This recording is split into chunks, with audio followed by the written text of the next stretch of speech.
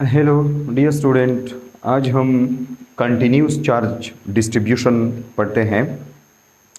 हमने Coulomb's law पढ़ा और स्टेटमेंट में हमने ये लिखा कि Coulomb's law is only valid for point charges, either for 2 point charges और according to superposition principle Coulomb's law is also valid for n number of point charges, but point charges is necessary. अब अगर हमारे पास point charge नहीं है, एक body है जिस पे कंटिन्यूसली चार्ज डिस्ट्रीब्यूट हुए हैं, तो इस चार्ज बॉडी की वजह से हम एक टेस्ट चार्ज पर कैसे कूलम्बिक फोर्स को मालूम करेंगे। आज का जो टॉपिक है वो इसके बारे में है कि फॉर एग्ज़ाम्पल ये पेन है और इस पेन पे लार्ज नंबर ऑफ चार्जेस जो है डिस्ट्रीब्यूट हुए हैं। तो इस पेन से अगर हम सर्टेन डिस्टेंस पर एक टेस्ट चार्ज को रख देते हैं, तो इस पेन, चूंकि ये चार्ज पेन है, तो इस चार्ज पेन का एक टेस्ट चार्ज पर क्या रहेगा, इलेक्ट्रिक कूलम्बिक फोर्स। ये पेन इस टेस्ट चार्ज पर कूलम्बिक फोर्स एक्सर्ट करेगा। अब इस चार्ज पेन की कितना कूलम्बिक फोर्स है इस टेस्ट चार्ज पर, ये आज हम मालूम करेंगे। ये एक पॉइंट चार्ज अब नहीं है। अगर पॉइंट चार्ज है तो उसके लिए तो कूलम्स लॉ इजी है, F is equal to KQ1Q2 divide by are square, या सुपरपोजिशन प्रिंसिपल, इस पे आप ओबे कर सकते हो। लेकिन प्रैक्टिकल में अगर एक एक्सटेंडेड बॉडी है, एक लार्ज बॉडी है और उस पे बहुत सारे चार्जेस डिस्ट्रीब्यूट हुए हैं और वो पॉइंट चार्ज नहीं है, तो हम इस बॉडी की फोर्स को एक टेस्ट चार्ज पर जो वो एक्सर्ट कर रहा है वो कैसे मालूम करेंगे। आज का जो टॉपिक है वो कंटिन्यूस चार्ज डिस्ट्रीब्यूशन के बारे में है। कंटिन्यूस चार्ज डिस्ट्रीब्यूशन कैसे कहते हैं? When charges are continuously spread over a line, surface or volume, the distribution is called continuous charge distribution. जब चार्जेस किसी लाइन या किसी सरफेस या किसी वॉल्यूम पर कंटिन्यूसली स्प्रेड ओवर हो, तो इसको कंटिन्यूसली चार्ज डिस्ट्रीब्यूशन कहते हैं। फॉर एग्जांपल, ये एक रॉड है और इस रॉड पर इस रॉड से मैंने इलेक्ट्रॉन को इजेक्ट किए हुए हैं, तो इस रॉड पर पॉजिटिव चार्जेस जो है वो कंटिन्यूसली डिस्ट्रीब्यूट हुए हैं।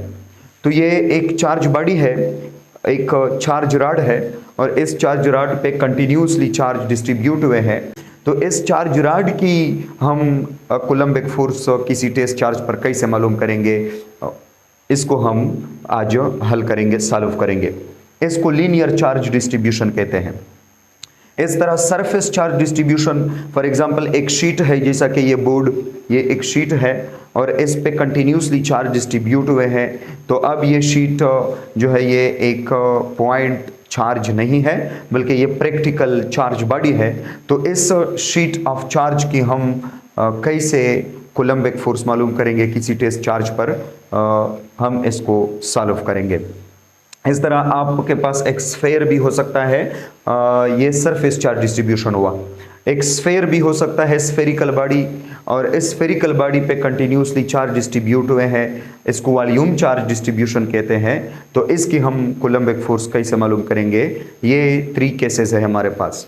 इसको 1 डायमेंशन चार्ज डिस्ट्रीब्यूशन कहते हैं, इसको 2 डायमेंशन चार्ज डिस्ट्रीब्यूशन कहते हैं और इसको 3 डायमेंशन चार्ज डिस्ट्रीब्यूशन कहते हैं। हमारे पास जो टॉपिक है कंटिन्यूस चार्ज डिस्ट्रीब्यूशन के, जो टॉपिक है हमारे कोर्स में, वो है rod of charge, ring of charge and disc of charge. यानी हम चार्ज रॉड की इलेक्ट्रिक फोर्स, कूलम्बिक फोर्स को मालूम करेंगे किसी टेस्ट चार्ज पर, और रिंग ऑफ चार्ज, एक रिंग होता है जिस पे कंटिन्यूसली चार्ज डिस्ट्रीब्यूट होते हैं, उसकी इलेक्ट्रिक फोर्स या कूलम्बिक फोर्स को मालूम करेंगे किसी टेस्ट चार्ज पर। और डिस्क ऑफ चार्ज, एक डिस्क होता है, जब हम ये पढ़ेंगे तो रिंग और डिस्क में आपको फ़र्क जो है वो समझ आ जाएगा। तो डिस्क ऑफ चार्ज की वजह से किसी टेस्ट चार्ज पर जो कूलम्बिक इलेक्ट्रिक फोर्स होता है उसको भी हम मालूम करेंगे। ये 3 टॉपिक्स हमारे कोर्स में मौजूद है और इन तीनों को हम सॉल्व करेंगे। आपको पता है कि पॉइंट चार्ज के लिए जो टोटल फोर्स होता है अकॉर्डिंग टू सुपरपोजिशन प्रिंसिपल, वो summation sigma I start from 1 to n f i के बराबर होता है। ये इससे पहले जो वीडियो मैंने कूलम्स लॉ के बारे में अपलोड किया है, linear superposition principle and Coulomb's law, उसमें फॉर एग्जांपल अगर आपके पास Q1, Q2, Q3 और Q4 4 पॉइंट चार्जेस है, 4 पॉइंट चार्जेस, तो आप Q1 पे Q2, Q3, Q4 की वजह से फोर्स मालूम करते हो कि कितना फोर्स होगा। तो इस Q1 पे जो फोर्स होगा इस Q2, Q3, Q4 की वजह से, रिमेनिंग चार्जेस की वजह से, वो किसके बराबर होगा? Algebraic sum of all the forces exerted by the remaining charges on the Q1 on the given charge। ये F3 फोर्स लगाता है, ये F2 फोर्स लगाता है, ये F4 फोर्स लगाता है, तो कितने फोर्सेस है? 3 फोर्सेस है। इन तीनों फोर्सेस की अलजेब्रिक सम ले ले तो नेट फोर्स आपको मालूम हो जाएगा Q1 पर। इस तरह इसको सिग्मा या समेशन की फॉर्म में हम लिखते हैं। पॉइंट चार्ज के लिए ये इन नंबर ऑफ चार्जेस हो सकते हैं, कितने भी चार्जेस हो सकते हैं, लेकिन अगर पॉइंट चार्जेस है तो हम सम लेंगे, सिग्मा अप्लाई करेंगे, समेशन लेंगे। और अगर हमारे पास कंटिन्यूस चार्ज डिस्ट्रीब्यूशन है, कंटिन्यूस चार्ज डिस्ट्रीब्यूशन कि हमारे पास जो चार्जेस है वो इतने स्मॉल चार्जेस है कि इनफाइनाइटेसिमल स्मॉल चार्जेस है, जो कि तकरीबन 0 के बराबर है। तो कंटिन्यूस चार्ज डिस्ट्रीब्यूशन के लिए हम सिग्मा या समेशन इस्तेमाल नहीं करेंगे, बल्कि हम इंटीग्रेशन की जो साइन है वो इस्तेमाल करेंगे। एक्चुअल ये जो टॉपिक है, ये जो वीडियो मैं अपलोड कर रहा हूँ, ये BS स्टूडेंट वालों के लिए है। जो BS वाले स्टूडेंट है उनके लिए ये बहुत ही दिलचस्प और बहुत ही फ़ायदेमंद वीडियो है। इसको BS वाले स्टूडेंट ज़रूर देख ले। यहाँ पे हम इंटीग्रेशन साइन इस्तेमाल करेंगे, आगे जाके आपको इंटीग्रेशन का पता चल जाएगा कि इंटीग्रेशन क्या होता है। देखिए, चार्ज एक क्वांटाइज्ड क्वांटिटी है, चार्ज कंटिन्यूस क्वांटिटी नहीं है। आपने क्वांटाइजेशन ऑफ चार्ज में पढ़ा है कि किसी बॉडी पर जो टोटल नेट चार्ज होता है वो Ne के बराबर होता है। क्यों? Is equal to Ne number of electron ज़रबे चार्ज एन इलेक्ट्रॉन। तो चार्ज एक क्वांटाइज्ड क्वांटिटी है, कंटिन्यूस क्वांटिटी नहीं है। लेकिन यहाँ पे हम कहते हैं कि कंटिन्यूस चार्ज डिस्ट्रीब्यूशन।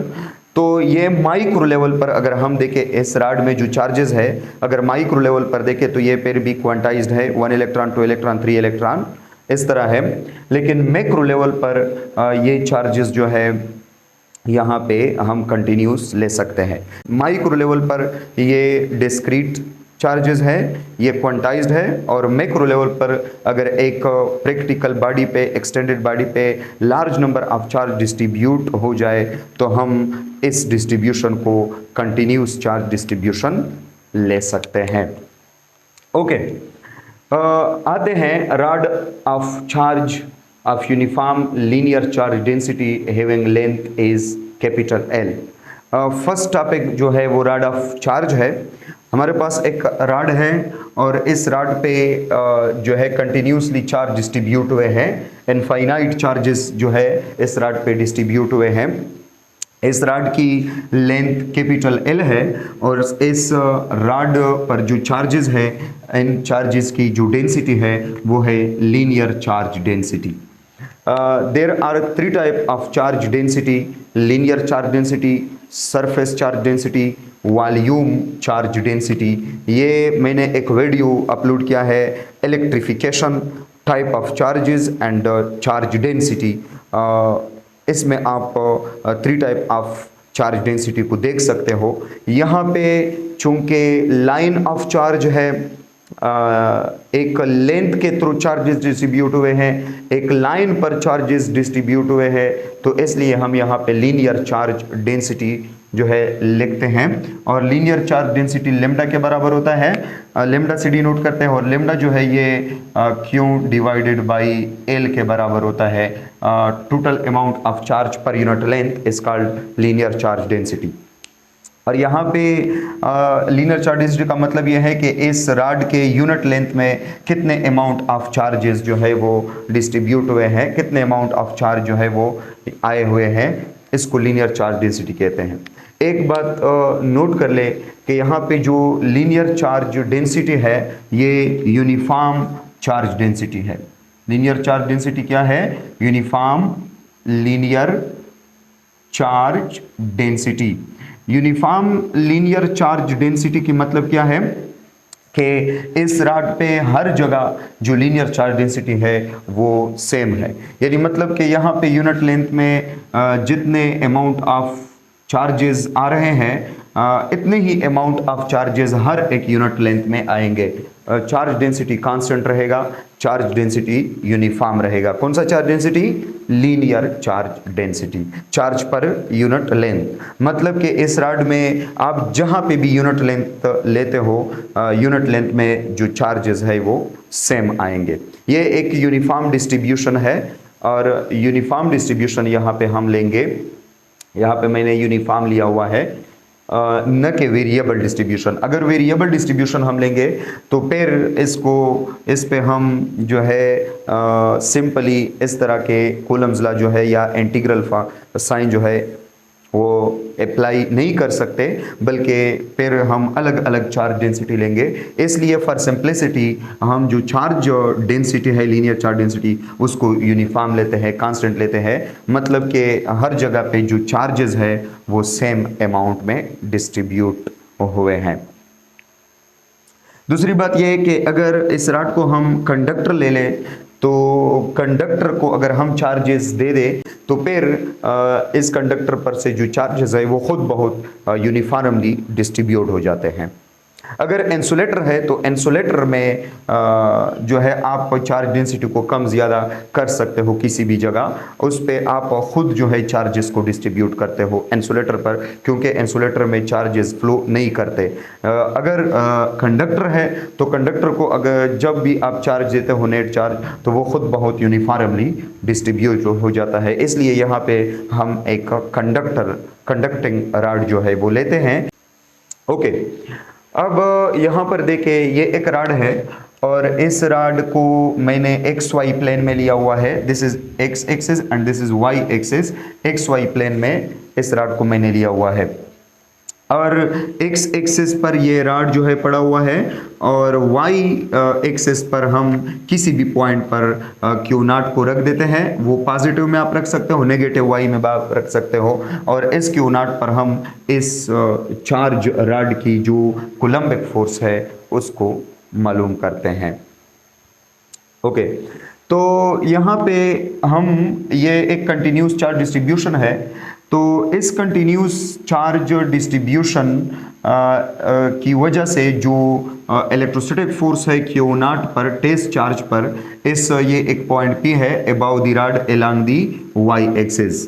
इस पॉइंट पी पर जो क्यू नॉट हमने रखा हुआ है इस क्यू नॉट पर कितना कूलम्बिक फोर्स होगा इस चार्ज रॉड की वजह से, इसको हम कैसे मालूम करेंगे?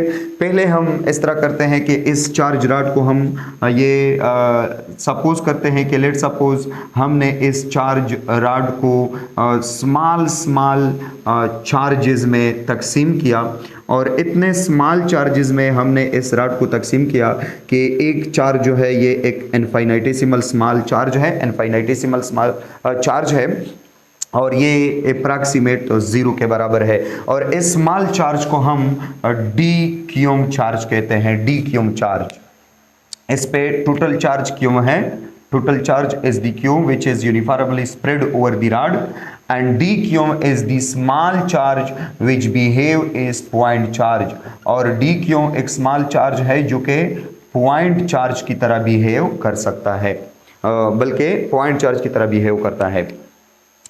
अगर हम इस चार्ज रॉड की इलेक्ट्रिक फोर्स मालूम करते हैं इस क्यू नॉट पर अकॉर्डिंग टू कूलम्स लॉ, तो पहले हम क्या करेंगे, इस रॉड को छोटे छोटे चार्जेस में छोटे छोटे टुकड़ों में तकसीम करेंगे और हर एक टुकड़े पर जो चार्ज आएगा वो इनफाइनाइटेसिमल चार्ज होगा, वो अप्रॉक्सीमेट इक्वल टू 0 होगा और वो चार्ज को, इस चार्ज को हम डी क्यू से डिनोट करते हैं और इस डी क्यू, ये डी क्यू जो है ये एक पॉइंट चार्ज की तरह बिहेव करता है। इसके अलावा ये इस रॉड की लेंथ L है, इस रॉड की लेंथ जो है ये कैपिटल L है, और इस ये जो स्मॉल चार्ज हमने तस्वीर किया हुआ है यहाँ पे डी क्यू चार्ज, इस चार्ज ने जो लेंथ ऑक्युपाई किया हुआ है वो है हमारे पास dx। कितना है? dx लेंथ है। क्योंकि लेंथ हम एलॉन्ग x ले रहे हैं तो इस तरह यहाँ पे ये एक dx लेंथ है। कैपिटल L तो कांस्टेंट लेंथ है, एक लेंथ होगा इस रॉड की, लेकिन जो x है ये एक वेरिएबल लेंथ है। और यहाँ पे dx जो है ये किसकी लेंथ है? ये इस डी क्यू चार्ज की लेंथ है। मतलब कि dx लेंथ में कितना चार्ज आया हुआ है? डी क्यू चार्ज आया हुआ है। लीनियर चार्ज डेंसिटी अगर हम टोटल लेंथ और टोटल चार्ज पे अप्लाई के लिए डिफाइन करते हैं तो total charge divide by total length of the rod, ये चार्ज पर यूनिट लेंथ आ जाएगा। अगर हम इस डी क्यू के लिए लीनियर चार्ज डेंसिटी को लिखते हैं तो linear charge density for this D Q lambda will be equal to D Q divide by D X. D Q divide by D X. D Q क्या है? amount of small charge per unit amount of small length। Small charge by small length को linear charge density कहते हैं। और ये lambda और ये lambda ये कांस्टेंट है, ये यूनिफॉर्म है। यहाँ पे क्यू डिवाइड बाई एल, यहाँ पे D Q divide by x. ये कैसे आपस में बराबर है? क्योंकि यहाँ पे क्यू है, एक बड़ा चार्ज है, तो इस तरह लेंथ भी एक बड़ा लेंथ है। यहाँ पे डी क्यू स्मॉल चार्ज है, डी एक्स भी स्मॉल है। यहाँ पे अगर चार्ज बड़ा है लेंथ भी बड़ा है, यहाँ पे चार्ज अगर स्मॉल है तो लेंथ भी स्मॉल है। इस तरह ये जो लेमडा है लीनियर चार्ज डेंसिटी ये यूनिफॉर्म रहेगा, हर जगह कांस्टेंट रहेगा। तो इस आप लीनियर चार्ज डेंसिटी को क्यू बाई एल के बराबर लिख सकते हो और लीनियर चार्ज डेंसिटी को D Q by D x के भी बराबर लिख सकते हो।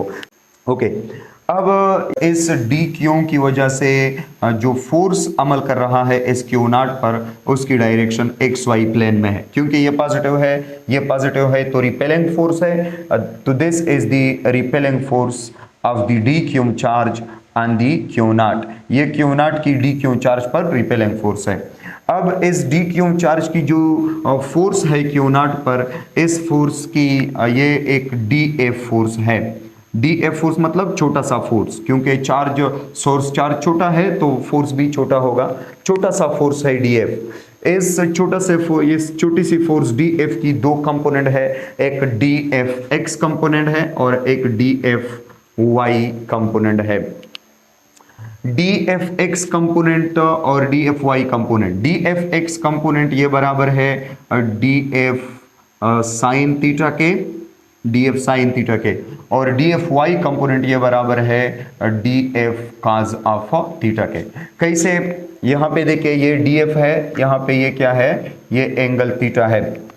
अब इस फोर्स के, इस डी एफ फोर्स के दो कंपोनेंट है, एक डी एफ वाई और यहाँ पे एक डी एफ एक्स।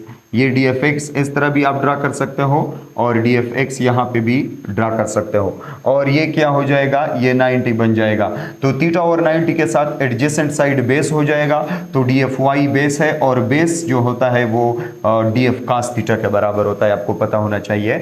और यहाँ पे जो डी एफ एक्स है ये थीटा को फ्रंट में है और थीटा को फ्रंट में डी एफ एक्स ये एक परपेंडिकुलर बन रहा है और परपेंडिकुलर जो है वो डी एफ साइन थीटा के बराबर होता है।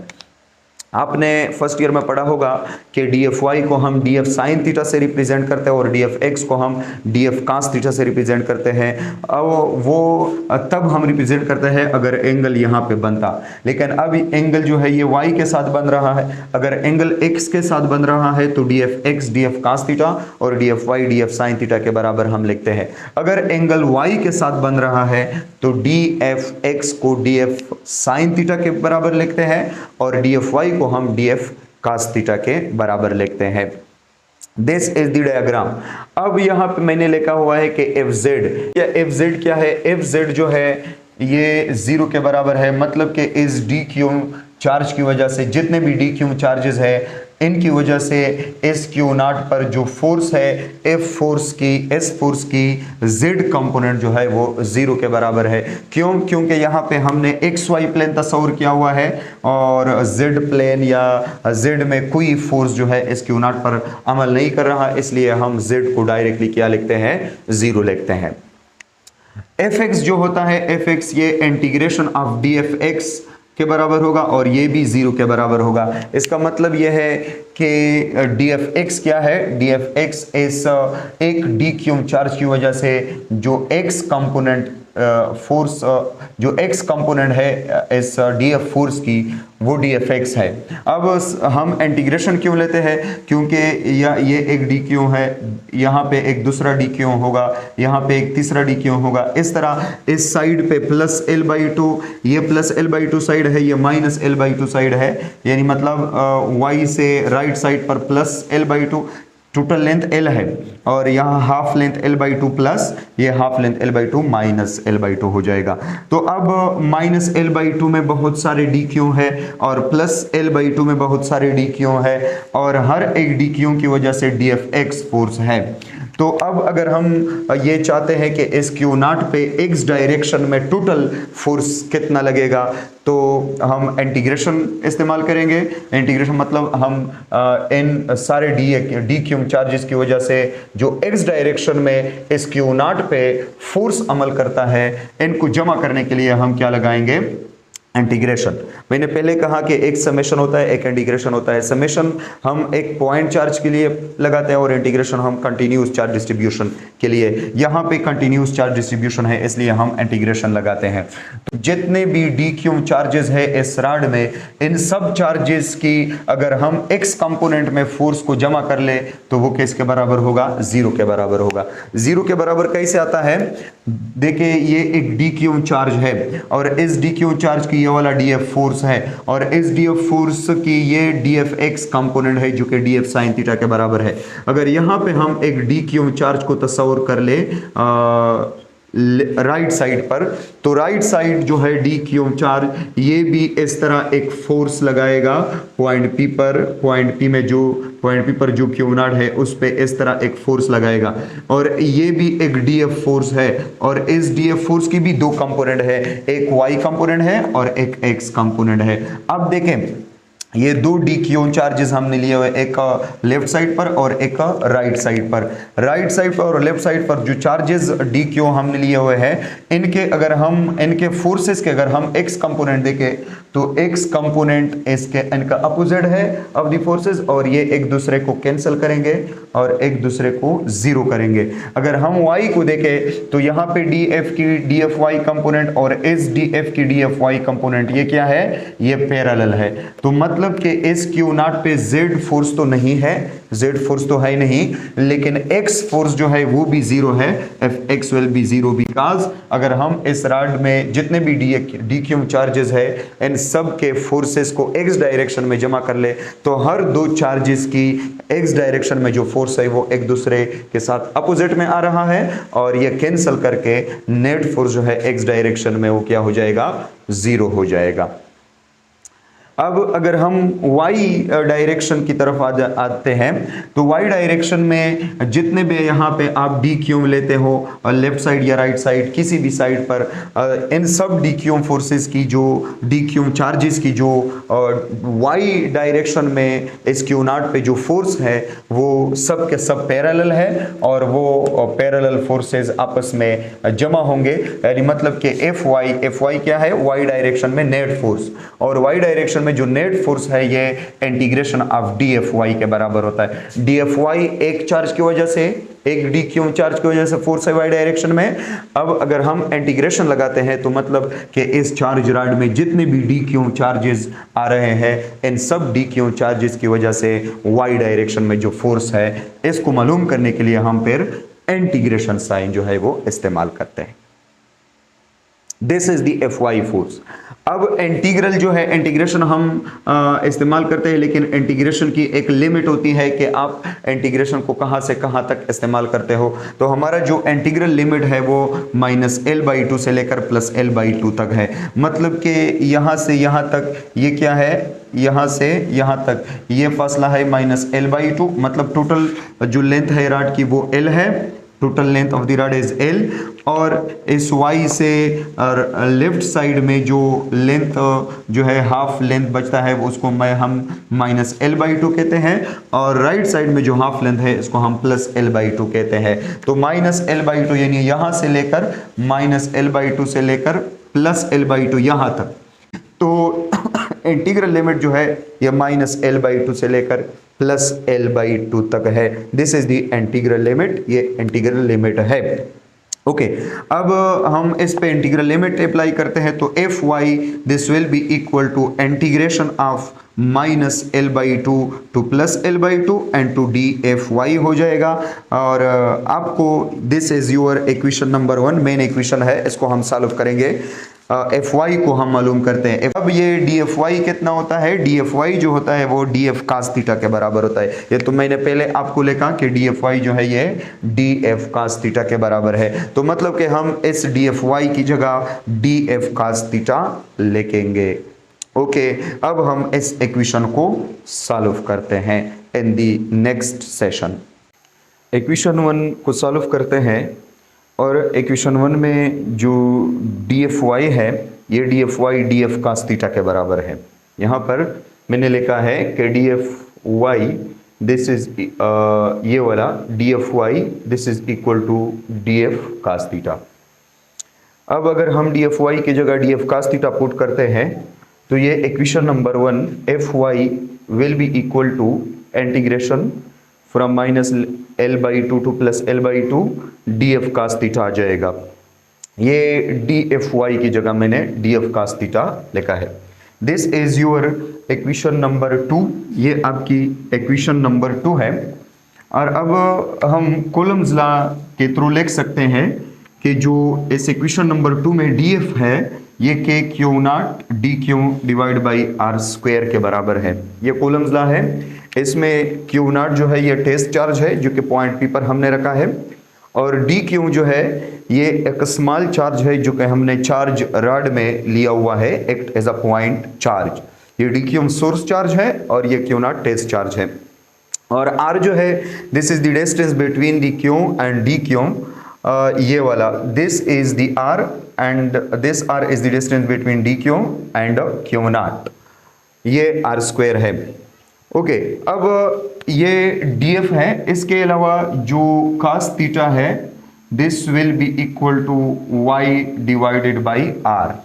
ये cos theta y divided by r के बराबर है। यहाँ पे अगर आप देखें cos थीटा एक्चुअल बराबर होता है बेस डिवाइड बाई हाइपोटेन्यूज। तो इस डायग्राम में ये एंगल थीटा है, चूंकि ये थीटा और ये थीटा सेम है इसलिए मैं यहाँ पे थीटा ले रहा हूँ। This is angle theta and this is 90, क्योंकि ये y एक्सिस रॉड को परपेंडिकुलर है, तो ये y एक्सिस इस रॉड या x एक्सिस के साथ 90 डिग्री बना रहा है।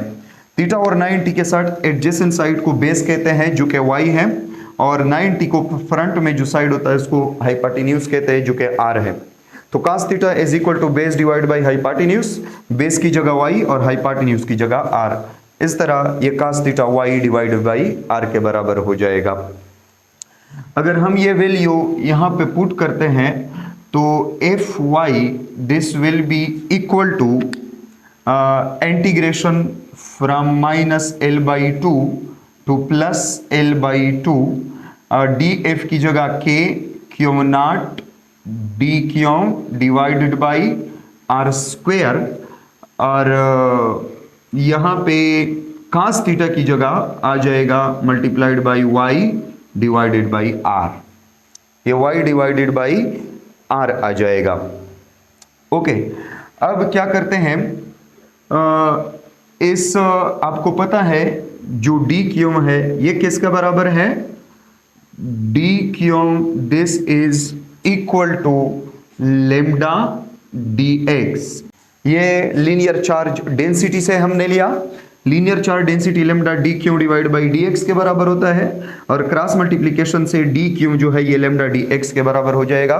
तो इस तरह dq की जगह लेम्डा dx हम लिखते हैं, और r स्क्वायर जो है ये x square plus y square के बराबर है। ये देखें इस डायग्राम में ये r है, ये x है और ये y है। Hypotenuse base perpendicular, x perpendicular y base और r हाइपोटेन्यूज। तो पाइथागोरस थ्योरम के मुताबिक r स्क्वायर हाइपोटेन्यूज का square this is equal to base square plus perpendicular का स्क्वायर, या perpendicular square plus base square. तो r square this will be equal to x square plus y square. This is the value of R square. R की value क्या आ जाएगी, दोनों side को square root ले ले तो ये R square square root, this will be equal to X square plus Y square and square root. तो इस तरह ये square square root cancel, R will be equal to X square plus Y square और square root. This is the value of R. ये R की value है, ये R square की वैल्यू है, ये आर की वैल्यू है और ये डी क्यू की वैल्यू है। इन तीनों को हम इस इक्वेशन में पुट करते हैं। तो by putting this three in this equation F Y becomes equal to integral from minus L by two to plus L by two and to के क्यू नॉट, डी क्यू की जगह lambda d x आ जाएगा, divided by are square की जगह x square plus Y square आ जाएगा, multiplied by y divided by r की जगह x square plus Y square square root आ जाएगा। इसको सॉल्व करते हैं तो F Y this is equal to integration from minus L by two to plus L by two and to के Q not lambda d x y, इनको सारे जो है एक जगह लेके और डिवाइड बाई ये है X square plus Y square power 1, हम इसको लिख सकते हैं, इसकी पावर 1 लिख सकते हैं, multiplied by x square plus Y square और स्क्वायर रूट की वैल्यू जो है ये 1/2 के बराबर है, तो मतलब कि हम पावर 1/2 लिख सकते हैं। ओके, अब यहां पर देखें ये एफ वाई जो है दिस इज इक्वल टू यहां पर integration from minus L by two to plus L by two आ जाएगा और ये के Q not lambda d x y divide by ये आ जाएगा x square plus Y square power 1 power 2/3, क्या जाएगा, पावर 2/3 आ जाएगा। यहां पर देखें ये x square plus Y square power 1 है और यहाँ पे X square plus Y square power 1/2 है, तो बेस सेम है, एक बेस को ले ले और पावर को क्या कर ले, आपस में जमा कर ले, दिस इज मल्टीप्लीकेशन। तो 1 प्लस 1/2 से क्या जाएगा, 1 प्लस 1/2 मतलब पावर को जमा कर ले तो ये 2 divided by 2 plus 1 this is equal to 3 divided by 2, तो यहाँ पे पावर बन जाएगा 3 डिवाइडेड बाई 2। अब यहाँ पे हम इस तरह लिखते हैं कि F Y this is equal to, यहाँ पे के को हम इंटीग्रेशन जो साइन है उससे बाहर लिखते हैं क्योंकि के कांस्टेंट है, क्यू नॉट कांस्टेंट है, linear charge density lambda constant है और y जो है this is the y from rod two point P जहां पे क्यू नॉट रखा गया है, ये क्या है, ये कांस्टेंट है। अगर ये टर्म्स कांस्टेंट है तो इसको हम इंटीग्रेशन साइन से बाहर लिखते हैं क्योंकि कांस्टेंट पर इंटीग्रेशन हम नहीं लगाते, इंटीग्रेशन वेरिएबल पर लगाते हैं। तो इस तरह इंटीग्रेशन जो है वो किस पे रह जाएगा, integration from minus L by two to plus L by two, यहाँ पे आ जाएगा d x divided by x square plus Y square power 3/2 आ जाएगा। This is your main equation, ये आपकी मेन इक्वेशन है। F y is equal to के Q not lambda y and to integration from minus L by two to plus L by two D x divide by x square plus Y square whole power 3/2।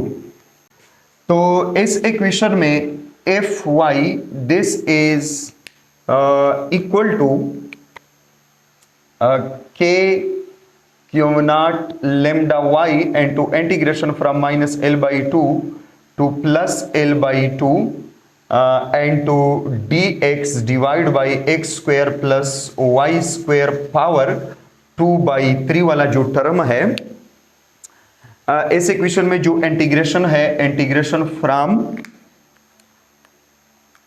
Minus L by two to plus L by two D x divide by x square plus Y square power 3/2, ये जो integration है इसको अगर हम solve करते हैं तो ये किसके बराबर आ जाएगा, ये x divide by Y square into square root of x square plus Y square square root limit from -l/2 to +l/2। ये इंटीग्रेशन वाला टर्म इसके कैसे बराबर आता है, इसको हम सॉल्व करते हैं। इस टॉपिक को हम पहले कंप्लीट करते हैं और इस टॉपिक के बाद कंप्लीशन के बाद हम इस इंटीग्रेशन को सॉल्व करते हैं कि ये इंटीग्रेशन, इसी वीडियो में हम इस इंटीग्रेशन को भी सॉल्व करेंगे कि ये इंटीग्रेशन वाला टर्म जो है dx divide by x square plus Y square power 3/2 integration, ये इसके कैसे बराबर आता है और ये लिमिट है फ्रॉम -l/2 टू +l/2। तो इस तरह एफ वाई वाला जो इक्वेशन है F Y this will be equal to के Q not lambda y into x divide by Y square into square root of x square plus Y square limit from -l/2 to +l/2। यहाँ पे अगर हम देखें ये Y square है और ये वाई है, ये और ये कैंसिल हो जाएंगे, तो एफ वाई जो है ये बराबर आ जाएगा K Q not lambda into यहाँ पे x divide by Y into square root of x square plus Y square limit -l/2 to +l/2 आ जाएगा। इस y को हम जो है के क्यू नॉट लेमडा के नीचे लिखते हैं क्योंकि यहाँ पे जो लिमिट अप्लाई हुआ है ये y पर अप्लाई नहीं हुआ है, लिमिट x पर हम अप्लाई करते हैं क्योंकि जो इंटीग्रेशन है ये हमने dx x पर अप्लाई किया हुआ है, y तो कांस्टेंट टर्म है, इस पे ये लिमिट जो है हम नहीं लगाते बल्कि x पे हम लिमिट लगाते हैं। तो y को हम लिमिट से बाहर लिखते हैं, तो F Y this will be equal to के Q not lambda divide by y आ जाएगा into x divide by x square plus Y square limit from -l/2 to +l/2 आ जाएगा। This is your equation. इस equation को मजीद solve करते हैं तो F Y this will be equal to के Q not lambda divided by Y N to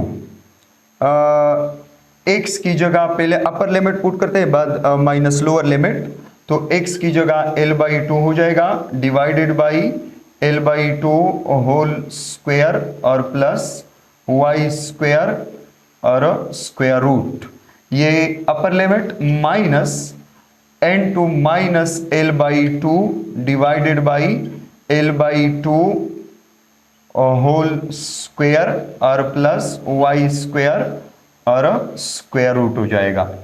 पहले upper limit minus into lower limit. Okay, तो F Y this is equal to के Q not lambda divided by Y N to, ये आ जाएगा l/2 divided by l/2 का square जो है ये l स्क्वायर डिवाइडेड बाई 4 और plus Y square square root और माइनस जरब माइनस ये प्लस हो जाएगा और l/2 divided by l square divided by 4 plus Y square square root, ये l/2 होल स्क्वायर जो है ये l स्क्वायर बाई 4 के बराबर है। इस तरह LCM हम लेते हैं इन दो टर्म्स की, तो F Y will be equal to के Q not lambda divided by Y into l square divided by 4 plus Y square और स्क्वायर रूट, इसको अगर हम LCM ले लें तो ये l/2 प्लस l/2 आ जाएगा। ओके, l/2 प्लस l/2 से क्या जाएगा, इसकी 2 l/2 प्लस l/2 2 को LCM ले लें और ये l प्लस l बन जाएगा, ये 2l डिवाइडेड बाई 2 बन जाएगा, 2/2 कैंसिल, ये l बन जाएगा। मतलब कि l/2 प्लस l/2 की जगह हम शॉर्टकट क्या लिख सकते हैं, l लिख सकते हैं। तो ये इक्वेशन जो है ये l divided by l square by 4 plus Y square के बराबर हो जाएगा। ओके, तो इस तरह F Y this is equal to ये K Q lambda L divided by Y into square root of L square divided by 4 plus Y square. Okay, अब यहाँ पे जो लेमडा एल है इसकी जगह हम क्यों लगा सकते हैं। देखिए lambda is equal to Q divided by L, और एल को क्रॉस करने से Q will be equal to lambda L. तो इस लेमडा एल की जगह आप क्या लगा ले, क्यों लगा ले। तो क्यों पुट करने से लेमडा एल की जगह F Y will be equal to के Qayyum not into q m not into q m divided by y and to square root of L square divided by 4 और प्लस y स्क्वायर। ये क्या है, this is the Coulombic force, ये coulombic force है in the y direction में due to charge rod की वजह से on q not test charge पर। This is the Coulombic force, ये कोलम्बिक फोर्स है। और यहां पे अगर हम इस तरह एक लेट सपोज कर ले कि फॉर एग्जांपल लेट सपोज अगर आपके पास जो y है this is very very greater than l, ये y क्या है, this is the distance between the Q not and the rod, charge rod, ये चार्ज रॉड और क्यू नॉट के दरमियान फासला है y, और l क्या है, इस चार्ज रॉड की टोटल लेंथ है। अब अगर ये क्यूम नॉट की जो डिस्टेंस है चार्ज रॉड से y, ये बहुत ही बड़ा हो, बहुत ही ज्यादा हो, very very greater than l, इस चार्ज रॉड की लेंथ के लिहाज से, अगर चार्ज रॉड की लेंथ के लिहाज से ये y बहुत ही बड़ा हो, ज्यादा हो, मतलब कि y के लिहाज से ये l तकरीबन नेग्लिजिबल हो, तो यहां लोकल में अगर हम एग्जांपल दे, फॉर एग्जांपल 1 मीटर रॉड है और 1 किलोमीटर इस रॉड से आप क्या है दूर है, 1 किलोमीटर दूर एक टेस्ट चार्ज है, तो 1 किलोमीटर के मुकाबले में 1 मीटर साइज जो है वो तकरीबन नेग्लिजिबल है। तो इस तरह अगर y बहुत ही बड़ा हो l से, मतलब l जो है this is approximately equal to 0 compare to y, तो ये इक्वेशन कैसा आ जाएगा, this if y is equal to के क्यूम नॉट क्यों लिख सकते हैं, क्यों नॉट लिख सकते हैं, divide by y into square root of l square की जगह 0 लेके, क्योंकि ये अप्रॉक्सीमेट अब 0 है, तो अगर l की जगह आप 0 लिखते हैं तो l square by 4, 0 square divide by 4 is equal to 0 और प्लस ये y स्क्वायर हो जाएगा। तो इस तरह ये एफ वाई जो है ये के Q not divided by Y and to square root of Y square square root, ये वाई पे जो स्क्वायर है स्क्वायर रूट ये कैंसिल हो जाएंगे, तो F Y will be equal to के Q not divided by y multiplied by y हो जाएगा। तो इस तरह ये एफ वाई जो है ये K Qayyum not divided by Y square के बराबर हो जाएगा। This is the Coulomb's law, और आपने कूलम्स लॉ पढ़ा था कि एफ इज इक्वल टू के Qayyum not divided by are square. यहां पे देखें k Q not divide by Y square, k Q not divide by are square, तो ये दोनों लॉ जो है ये अब क्या है, सेम है, मतलब कि ये एफ वाई जो है K Q not divide by Y square ये कूलम्स लॉ है, लेकिन ये कब आता है इस फॉर्म में, रॉड की वजह से जो इलेक्ट्रिक फोर्स है क्यू नॉट पर, इसके लिए कूलम लॉ हम इस तरह लिखेंगे, फॉर एनी डिस्टेंस हम ये वाला this is the coulomb law for the charge rod, लेकिन हमने जो कूलम्स लॉ पढ़ा था वो ये था कि K Q not divide by are square. तो इस तरह अगर आप देखें तो ये इक्वेशन जो है, ये equation K Q not divide by Y and to square root of L square by 4 plus Y square, ये इक्वेशन इस फॉर्म में कब आता है, जब हम एक एज्यूम करते हैं कि y is very very greater than l, मतलब कि y के मुकाबले में इस जो रॉड की लेंथ है वो नेग्लिजिबल हो, मतलब कि इन दो के दरमियान जो डिस्टेंस है वो बहुत ही बड़ा हो as compared to the size of the rod. और आपने पॉइंट चार्जेस की डिफिनीशन भी पढ़ा था कि दो चार्जेस को हम तब पॉइंट चार्जेस कहते हैं जब इनके साइज जो है बहुत ही छोटे होते हैं इनके दरमियान जो फासला है इसके मुकाबले में। तो इस तरह ये इक्वेशन इस फॉर्म में तब आता है जब हम कहते हैं कि ये चार्ज रॉड जो है ये एक पॉइंट चार्ज है, और ये पॉइंट चार्ज कब होता है, जब इस चार्ज रॉड की जो साइज है ये y के मुकाबले में क्या हो, नेग्लिजिबल हो। तो मतलब कि जो हम कॉलम्स लॉ पढ़ते हैं कि F इज इक्वल टू के Q not divide by are square, या आर की जगह Y square, X square, Z square, any one आप लिख सकते हो। तो this is for point charges. Point charges for those charges having size is smaller than the distance between them. लेकिन अगर पॉइंट चार्जेस नहीं है, लोकल चार्जेस है, मतलब प्रैक्टिकल चार्जेस, चार्ज बॉडी है जैसा कि ये रॉड है, तो इसके लिए कॉलम्स लॉ इस फॉर्म में नहीं है, बल्कि रॉड के लिए कॉलम्स लॉ जो है इस फॉर्म में है। डिस्क के लिए हम डिराइव करेंगे और रिंग के लिए भी हम डिराइव करेंगे कि उनके लिए कॉलम्स लॉ कैसे है। लेकिन ये वाला फॉर्म जो है कॉलम्स लॉ की के क्यू ना डिवाइड बाई आर स्क्वायर, ये सिर्फ और सिर्फ पॉइंट चार्जेस के लिए है, मतलब उन चार्जेस के लिए है जो चार्जेस पॉइंट चार्ज की तरह बिहेव करता हो। अगर एक चार्ज पॉइंट चार्ज की तरह बिहेव नहीं करता तो भी कॉलम्स लॉ वैलिड है इन चार्जेस के लिए। लेकिन एक तो चार्ज डेंसिटी रिमेन कांस्टेंट होना चाहिए, यूनिफॉर्म डिस्ट्रीब्यूशन होना चाहिए, और फिर इसके लिए भी हम कॉलम्स लॉ लिख सकते हैं। मतलब कि जो हम पढ़ते हैं कि columns law is only valid for point charges, ये इस फॉर्म की बात हम करते हैं। ये जो फॉर्म कॉलम ने लिखा है कि क्यों ना डिवाइड बाय आर स्क्वायर, इस फॉर्म, ये फॉर्म जो है ये सिर्फ पॉइंट चार्जेस के लिए वैलिड है। बाकी हम प्रैक्टिकल चार्ज बॉडी के लिए भी कॉलम लॉ लिख सकते हैं, मतलब इलेक्ट्रोस्टैटिक फोर्स जो है वो मालूम कर सकते हैं। But the electrostatic force, the form of electrostatic force, the equation of the electrostatic force for any practical charge body is not like this, ये इस तरह नहीं है, बल्कि ये अदर फॉर्म में हम जो लिखते हैं। लेकिन अगर पॉइंट चार्जेस है तो इस फॉर्म में हम लिख सकते हैं। And this is the coulomb law, इसलिए हम कहते हैं कि coulomb law is valid for point charges. Coulomb law point charges के लिए वैलिड है। अब हम क्या करते हैं, इंटीग्रेशन सॉल्व करते हैं। जो इंटीग्रेशन मैंने कॉलम्स इस केस में डायरेक्टली लिखा कि integration of 1/x square plus Y square power 3/2 into dx, this is equal to x divide by Y square into x square plus Y square square root. मतलब कि ये जो integration है ये इस टर्म के बराबर है। तो ये इंटीग्रेशन इस टर्म के बराबर कैसे है, इसको हम सॉल्व करने की कोशिश करते हैं कि ये कैसे सॉल्व करते हैं हम, और ये कैसे इसके बराबर है। तो ये एक कॉम्प्लेक्स इंटीग्रेशन है, और इस कॉम्प्लेक्स इंटीग्रेशन को सॉल्व करने के लिए हम लेट सपोज करते हैं, और वो जो लेट सपोज हम कर रहे हैं वो ये है कि let suppose x is equal to 1/t। Let suppose ये x 1/t के बराबर है। y को आप सपोज ना कर ले, जिस पे इंटीग्रेशन आपने लिया हुआ है उस क्वांटिटी को आप लेट सपोज कर ले। तो let suppose x is equal to 1/t, और इस तरह x जो है ये t इनवर्स के बराबर हो जाएगा, t पावर -1 के बराबर हो जाएगा।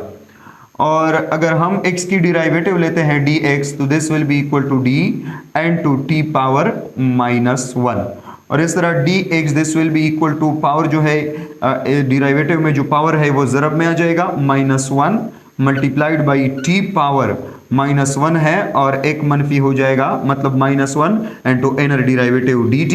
तो इस तरह dx will be equal to t -1 ज़रब t से -t आ जाएगा, और t पावर ये -1 से -2 आ जाएगा इंटू dt। तो इस तरह dx जो है ये dt डिवाइडेड बाई ये t पावर -2 है, इसको तकसीम में ले जाने से ये t पावर +2 बन जाएगा। मतलब कि dx जो है ये -dt divided by t square के बराबर है।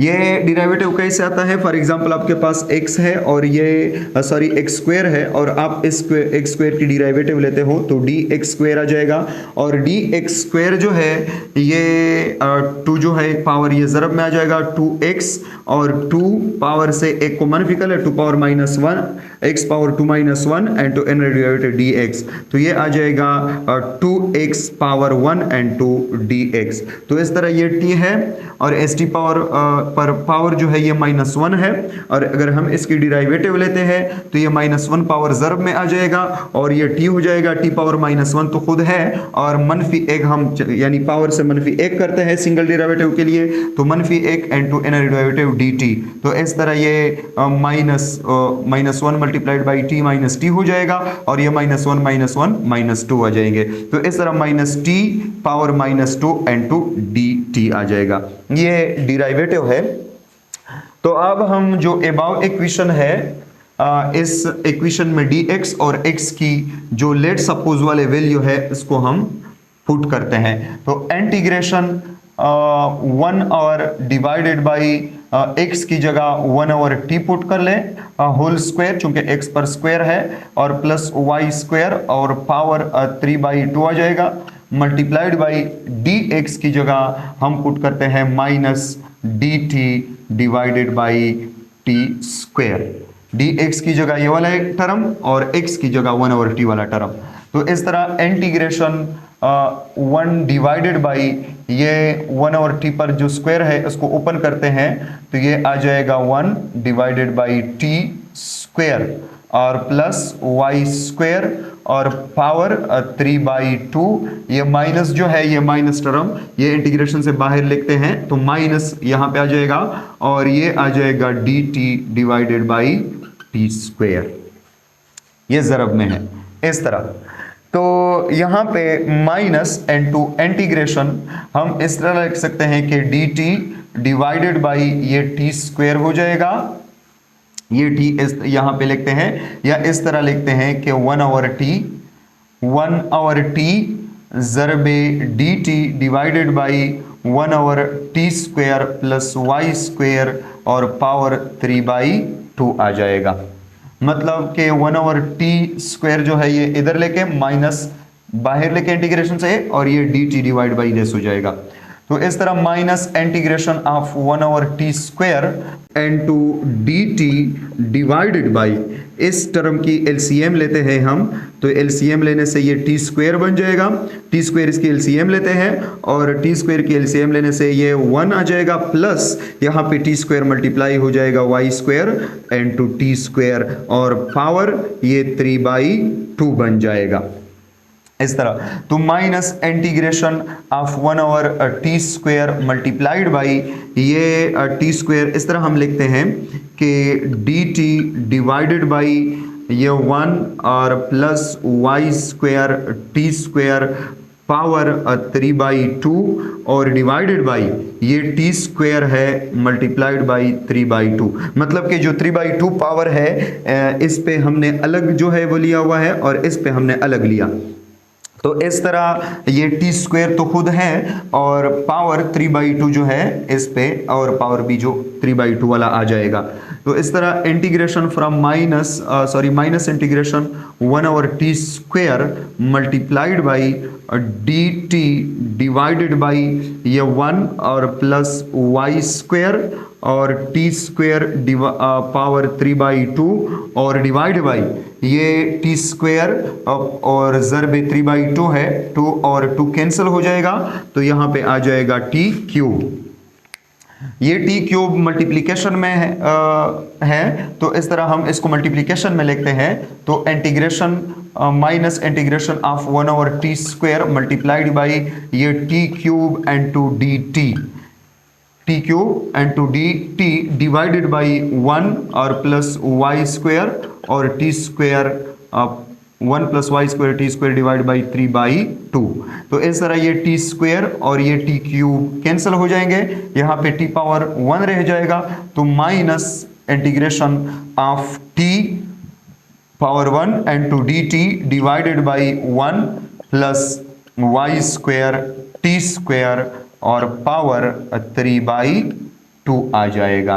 अब हम क्या करते हैं, इस टर्म को 2y स्क्वायर पे तकसीम और ज़रब करते हैं इस टर्म को, तो ये आ जाएगा माइनस 1 ओवर 2y स्क्वायर। इसको हमने तकसीम किया into integration of 2y square t 2y square t into dt divided by 1 plus y square t square power 3/2। मतलब कि हमने 2y स्क्वायर में ज़रब भी दिया, या पहले इस तो आप इस तरह लेके कि minus 2y square divide by 2y square into integration of this, तो ये आ जाएगा minus 1 over 2y square into integration of 2y square t dt divided by 1 plus Y square T square power 3/2। अब इसको हम इस तरह लिख सकते हैं कि -1/2y square into integration of 1 plus Y square T square power, ये 3/2 है, इसको ज़रब में ले जाने से ये -3/2 बन जाएगा into 2y square D T into d T. This is your main equation. अब इस मेन इक्वेशन में ये जो है ये दिस इज द फंक्शन, ये फंक्शन है, पावर के अंदर जो टर्म है this is the function and this is the derivative of this function. ये फंक्शन है और ये फंक्शन की डेरिवेटिव है।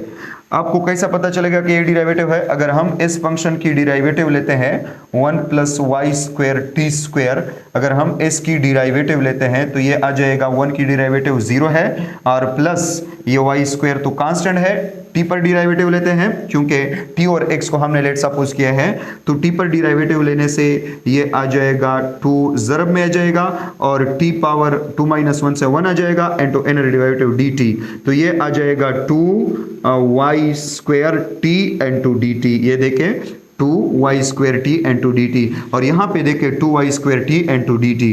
तो this term is the derivative of this term. ये तो हम कहते हैं कि this is the function and this is the derivative. अगर इंटीग्रेशन में फंक्शन के साथ ज़रब में डेरिवेटिव मौजूद है तो इस पे हम डायरेक्टली इंटीग्रल वाला रूल जो है उसको अप्लाई करते हैं और इंटीग्रल वाला रूल कहता है कि ये -1/2 वाई स्क्वायर बन जाएगा एंड टू इस टर्म की जो इंटीग्रेशन है ये बराबर हो जाएगी 1 plus Y square T square power -3/2 plus 1। Derivative में पावर से हम एक को मनफी करते हैं, इंटीग्रेशन में पावर को हम +1 करते हैं क्योंकि इंटीग्रेशन और डेरिवेटिव आपस में रेसिप्रोकल है, इनवर्स है। और डिवाइडेड बाई ये -3/2 प्लस 1। और दूसरा ये कि डेरिवेटिव में हम जो पावर है उसको ज़रब में लेते हैं और इंटीग्रेशन में जो पावर है उसको हम तकसीम में जो है वो ले जाते हैं। तो ये इस तरह आ जाएगा। अब ये जो है this will be equal to -1/2 y square into 1 plus Y square T square power ये -3/2 प्लस 1, ये किसके बराबर हो जाएगा? -3/2 प्लस 1। तो एलसीएम ले ले, ये -3 + 2 आ जाएगा, ये -1/2 के बराबर हो जाएगा। तो -1/2 और डिवाइडेड बाई ये भी -1/2 के बराबर आ जाएगा।